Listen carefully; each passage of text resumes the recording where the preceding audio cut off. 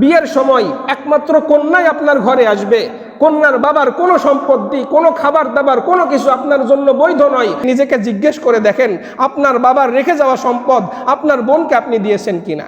ইয়া আইয়ুহাল্লাযীনা আমানু লা তাকুলু আমওয়ালাকুম বাইনাকুম বিল বাতিল।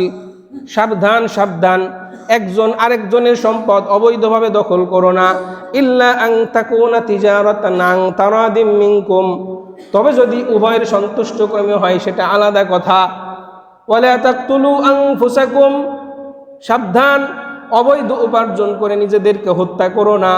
ইন্নাল্লাহা কানা বিকুম রহিমা ওয়া মান ইয়াফআল যালিক, আল্লাহর এই আদেশ আসার পরেও যেই বান্দা মানুষের সম্পদ অবৈধভাবে জবরদখল করবে, চুরি করবে, ছিনতাই করবে, ডাকাতি করবে, চাঁদাবাজি করবে, অবৈধ জবরদখল করবে, যৌতুক নিবে, নিজের পরিবারের অন্যান্য ওয়ারিসদের সম্পদ যে ব্যক্তি অন্যায়ভাবে ভক্ষণ করবে, ইয়েতিমের সম্পদ সে বুঝিয়ে দিবে না, সরকারি সম্পদ, জনসাধারণের সম্পদ যে ব্যক্তি অন্যায়ভাবে ভক্ষণ করবে, মহান আরশের মালিক বলে দিচ্ছেন, ওয়া মান ইয়াফআল যালিকা উদওয়ানাও ওয়া যুলমান ফাসাউফা নুসলিহি নারা ওয়া কানা যালিকা আলাল্লাহি ইয়াসীরা। এরপরেও যে ব্যক্তি অবাধ্য হয়ে সীমা লঙ্ঘন করে হারামের প্রবৃত্ত হবে, আল্লাহ বলছেন ফাসাউফা নুসলিহি নারা, অপেক্ষা করো, তোমার জিন্দেগি অচিরেই শেষ হবে, এরপরে অচিরেই আমি তোমাকে জাহান্নামের মধ্যে নিক্ষেপ করব। আর এটা আল্লাহর কাছে অত্যন্ত সহজ ব্যাপার। সাবধান। আল্লাহর হাবিব একদিন সাহাবীদেরকে লক্ষ্য করে বললেন, আমার সাহাবীরা শুনে রাখো, তোমাদেরকে স্পষ্ট ভাষায় আমি বলছি, আলা মান কানা লাহু মাজলামাতান লিআখিহি, তোমাদের কোনো ব্যক্তির যদি তার ভাইয়ের কাছে কোনো জুলুম করে থাকো, কোনো অন্যায় তার প্রতি করে থাকো, কাউকে গালি দিয়েছো, কারো অপবাদ দিয়েছো, কারো সম্মান নষ্ট করেছো, অথবা তার সম্পদ দখল করেছো, তাকে আঘাত করেছো, তাকে হত্যা করেছো জীবদ্দশায়, তার পরিবার থেকে অথবা তার থেকে তুমি মাপ চেয়ে নাও, ক্ষমা চেয়ে নাও, তার হক আদায় করে দাও।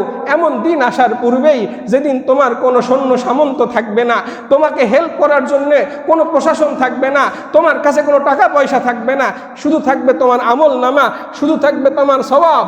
তোমার এই সওয়াব ওই ব্যক্তিকে দিতে দিতে দিতে দিতে ধ্বংস হয়ে যাবে। বলেন নাউযুবিল্লাহি মিন যালিক। আল্লাহর হাবিব জিজ্ঞেস করলেন, সাহাবায়ে কেরাম জানো তোমাদের মধ্যে সবথেকে দেউলিয়া কে? সবথেকে দেউলিয়া ব্যক্তিকে চেনো? যার কিছু নাই, দেউলিয়া। সাহাবায়ে কেরাম জিজ্ঞেস করলেন, ইয়া রাসূলুল্লাহ, আমাদের যাদের টাকা পয়সা নাই সেই তো দেউলিয়া। আল্লাহর হাবিব বললেন, না, ওই ব্যক্তি দেউলিয়া না। দেউলিয়া কি জানো? দেউলিয়া হলো সেই ব্যক্তি যেই ব্যক্তি আল্লাহর জমিনে থেকে মান্দার হক নষ্ট করছে, কাউকে গালি দিয়েছে, কারো সম্পদ আত্মসাৎ করেছে।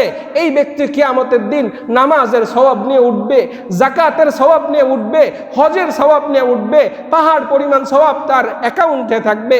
অথচ আল্লাহ তার সামনে দাঁড় করিয়ে দিবেন দুনিয়াতে যাকে সে গালি দিয়েছে, যার সম্মান নষ্ট করেছে, যার সম্পদ সে অবৈধভাবে জবরদখল করেছে, এই ব্যক্তি কিয়ামতের দিন দাঁড়িয়ে যাবে। আল্লাহ বলবেন, তুমি তোমার হক পরিমাণ তার সওয়াব থেকে নিয়ে নাও।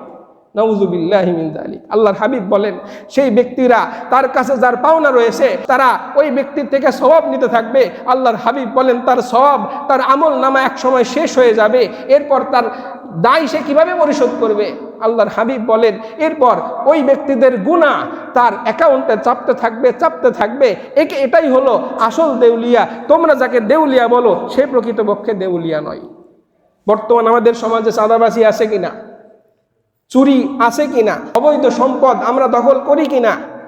হাদিসের মধ্যে রাসূল বলেছেন, আলা লা ইয়াহিল্লু মালু মরিইম মুসলিমিন ইল্লা বিতিবি নাফস, কোন মুসলমানের সম্পদ ওই মুসলমানের সন্তুষ্টি ছাড়া গ্রহণ করা বৈধ না।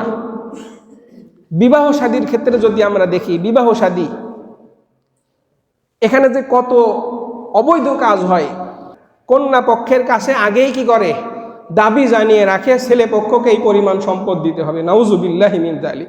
হাদিসটা শুনে নেন যুবক ভাইয়েরা, সামনে বিবাহ শাদী করবেন, কন্যার বিয়ের সময় একমাত্র কন্যাই আপনার ঘরে আসবে। কন্যার বাবার কোনো সম্পত্তি, কোনো খাবার দাবার, কোনো কিছু আপনার জন্য বৈধ নয়। যদি তার বাবার উপর আপনি চাপ দিয়ে, যদি তার উপর প্রেশার ক্রিয়েট করে, যদি তার থেকে কোনো কিছু ভক্ষণ করেন, আদায় করেন, কাল কিয়ামতের দিন আপনার জবাবদিহি করা লাগবে। কোনো কিছু হালাল না আপনার জন্য। ছেলে পক্ষ থেকে মেয়েরাও করে, মেয়ে পক্ষের উপর ছেলেরাও করে। দেখা যায় বিয়ের গেট সাজাই, মাসআলা বলছি, মাসআলা, কন্যার বিয়ে গেট সাজাইছে, গেট খুলবে না। গ্রামগঞ্জে এমনও দেখা দেয়, ছেলে বিয়ের আগে সিগনেচার করবে, বলে ছেলের মসজিদে, গ্রামের মসজিদে অমুক টাকা দেওয়া লাগবে, এরপরে হচ্ছে এতিমখানায় এত টাকা দেওয়া লাগবে, গোরস্থানে এত টাকা দেওয়া লাগবে। নাউযুবিল্লাহি মিন যালিক। কে আপনাকে বাধ্য করলো?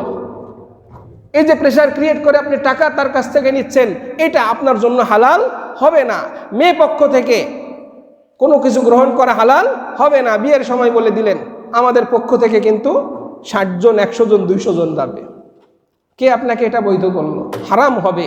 কাল কিয়ামতের দিন এই পয়সার হিসাব আল্লাহর সামনে আপনাকে দেওয়া লাগবে।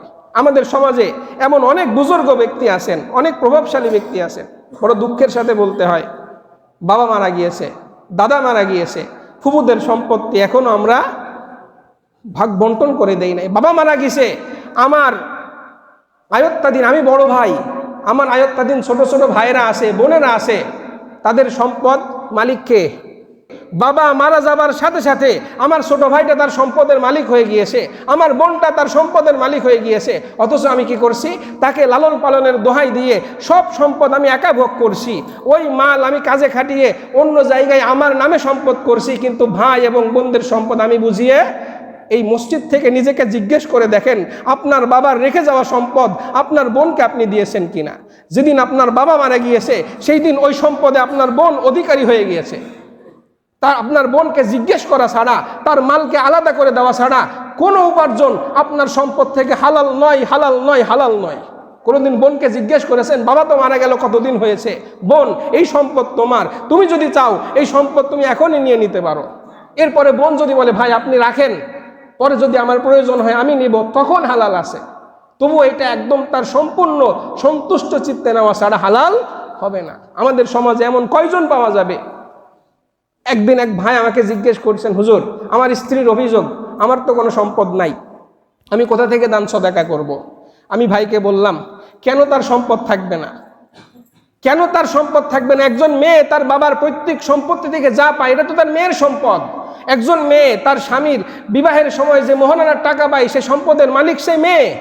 কিন্তু আজকে আমরা নারী অধিকার নামে অনেক চিল্লাচিল্লি করি, কিন্তু বাবার সম্পত্তিতে বোনের অধিকার এটা আমরা কখনো তাদেরকে বুঝিয়ে দেই না। অনেক মানুষ আছে, অনেক ভালো ভালো মানুষ আছে, এটার প্রয়োজন বোধ করে না, কাল কিয়ামতের দিনের অপেক্ষায় থাকেন।